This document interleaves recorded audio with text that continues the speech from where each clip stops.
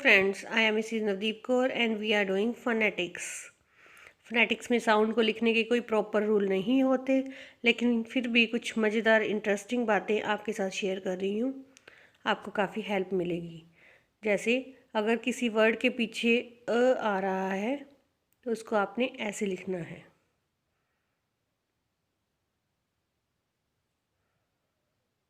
जब भी किसी वर्ड के पीछे अ आ रहा है तब आपने उसकी ट्रांसक्रिप्शन करते हुए ऐसे नोट करना है।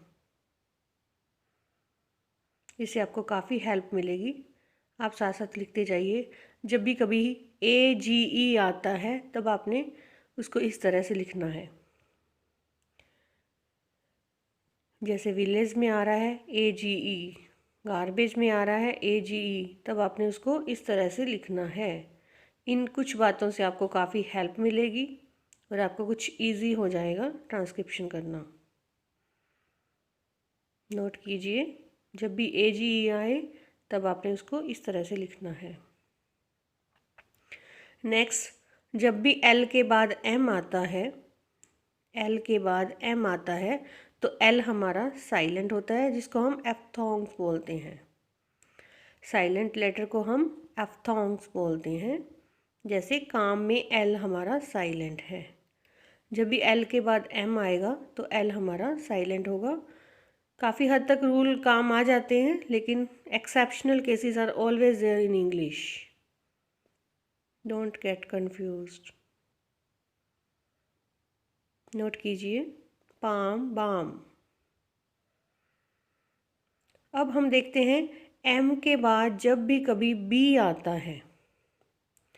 आई रिपीट, M के बाद जब भी कभी B आएगा तो B हमारा साइलेंट होता है।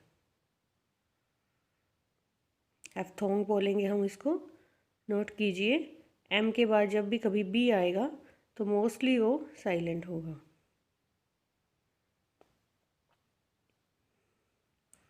अब हमें इसमें भी कंफ्यूज होती है। में आता है तब। इसके लिए आप देखिए कि हमने कहाँ पे कैसे यूज़ करना है। जब भी किसी वर्ड में NESS आए तब उसका ऐसे बन जाता है निस, काइनेस। NESS को हम कैसे लिखेंगे ये आपने नोट करना है। LESS आए तब आपने उसको लेस कैसे लिखना है, जैसे यूजलेस में है।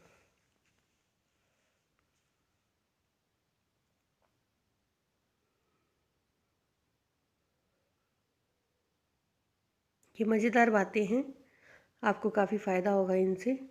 इन्हीं वर्ड्स में हम कंफ्यूज होते हैं।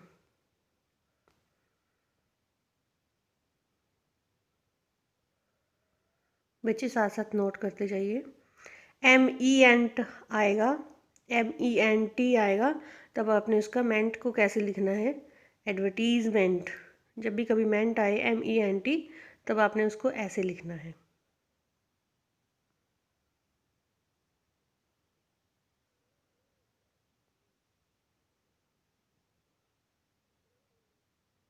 लिख कर प्रैक्टिस की जाती है इन चीज़ों की। अब हम कभी काफ़ी बार कंफ्यूज होते हैं, द होता है कि दी होता है। इसके लिए भी एक मज़ेदार बात सुनिए।